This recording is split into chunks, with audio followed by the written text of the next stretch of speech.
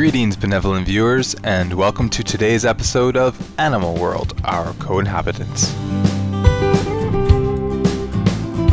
On May 6, 2009, residents of South Jamaica, Queens, New York, USA, were going about their daily lives when an unexpected visitor came running by.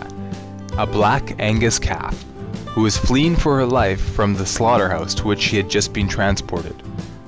The frightened heifer ran through the streets and neighborhoods of South Jamaica with police officers in tow. An hour and some 10 blocks later, authorities were finally able to help transport the 225-kilogram youngster to a Brooklyn animal shelter run by the city of New York. There, the kind staff gave her hay, water, a place to rest for the night, and the affectionate name Molly.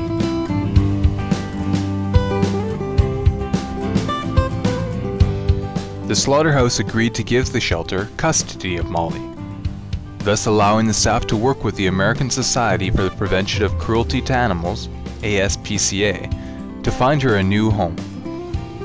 Learning of her courageous story, many people offered to provide a place for the calf. However, the farm in Calverton, New York, USA, owned by the Farrm family, was ultimately chosen as Molly's new residence. Let's visit this compassionate place, where our Supreme Master Television correspondent speaks with Renegeld and Connie Farr, Molly's new caregivers. Hello, today we're here with Connie and Rex Farr at the Farrm over in Riverhead, which is on Long Island in New York. We asked the Farrs how they came to learn about Molly.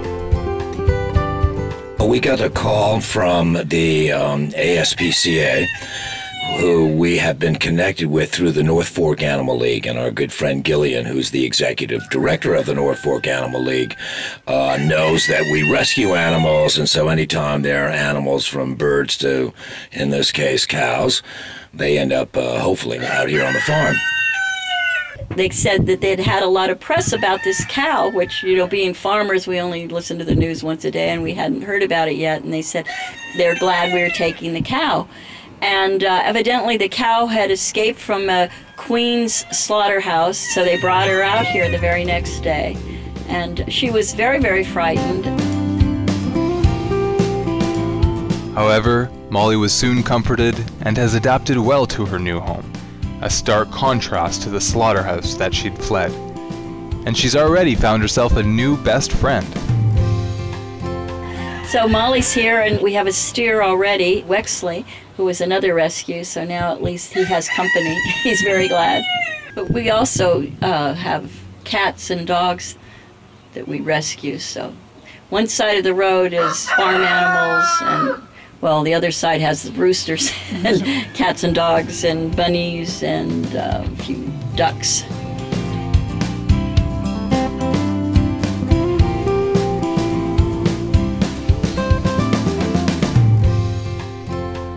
Molly's story touched the hearts of many people who were glad to hear of her newfound life of peace.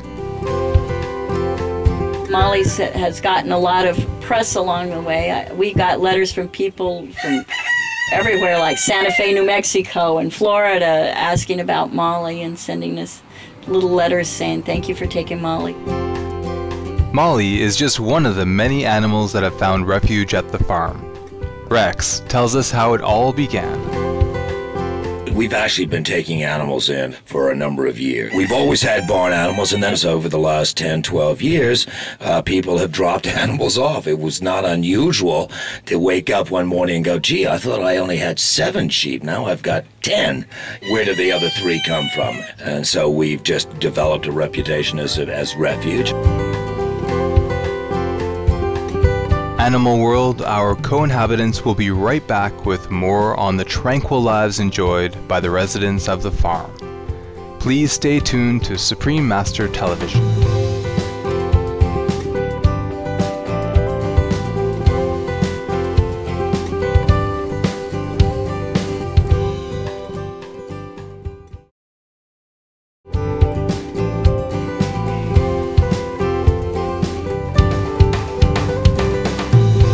Welcome back to Animal World, our co-inhabitants on Supreme Master Television.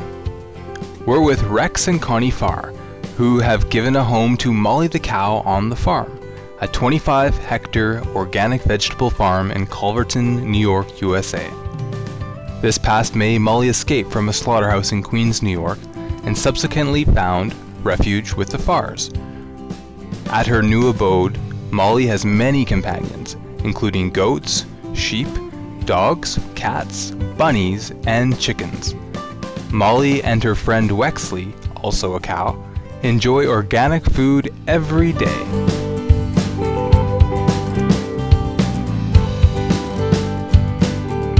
They eat our hay, and I'm able to produce, at least get one cutting on the 10 acres of about 50 bales of per acre, and that's a good organic grass mix and clovers. Organic farming has many benefits. For example, studies show that it enhances soil structure, conserves water, promotes biodiversity, mitigates global warming, and reduces health risks to both humans and animals. By contrast, the use of artificial fertilizers, pesticides, and other chemicals can be extremely harmful to the soil, air, water, and living beings. And I noticed around, it's so beautiful over here. I noticed there's a lot of wild growing plants. Do you use any sprays or chemicals or fertilizers? No, we don't. This land has been certified since 1989. We're certified with an organization that I am actually vice president of called Northeast Organic Farming Association of New York. We've been around about 30 years. We don't use any sprays. We farm organic. We are certified by, as I said, NOFA New York, which we get inspected on a yearly basis, and it's a fairly strict program in terms of following where I get my seed to where that eventual crop ends up, whether it's in a tomato crop or whether it's in a hay crop. Connie and Rex strive to keep their animal companions happy and well fed. After hearing of their warm-hearted provision of a home for Molly, Supreme Master Ching Hai kindly contributed $3,000 to the Farrs to support their loving work with rescued animals. I would like to give you this check now on Thank behalf you. of Supreme Master Ching Hai. Thank you so much for the work that you do. Oh, thank you. Totally unexpected. Right. Much appreciated. Much appreciated, exactly. Connie and Rex also received some of Supreme Master Ching Hai's books, including her international #1 bestseller, The Noble Wilds, along with a selection of CDs featuring her songs. Oh, wonderful. Thank you. I just would like to thank your foundation for helping to spread some of the good news. There's not enough of it. Connie Farr also acknowledges the need for people to think about where their food comes from.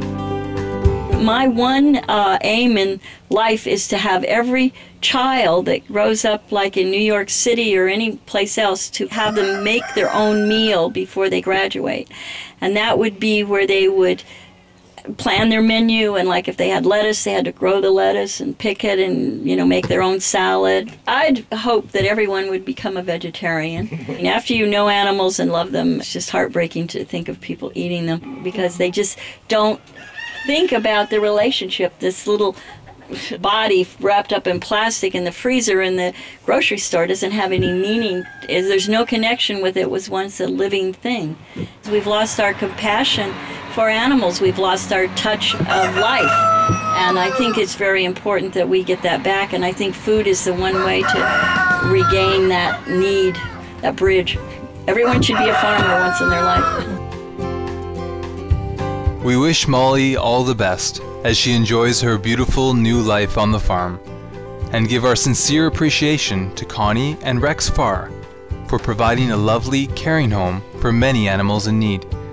May heaven bless the farm and other such sanctuaries for providing loving refuge to vulnerable, sentient beings. Thoughtful viewers, it was a pleasure having your company on this edition of Animal World, Our Co-Inhabitants. Up next is enlightening entertainment, after noteworthy news, here on Supreme Master Television. May your life be blessed with delight and divine love.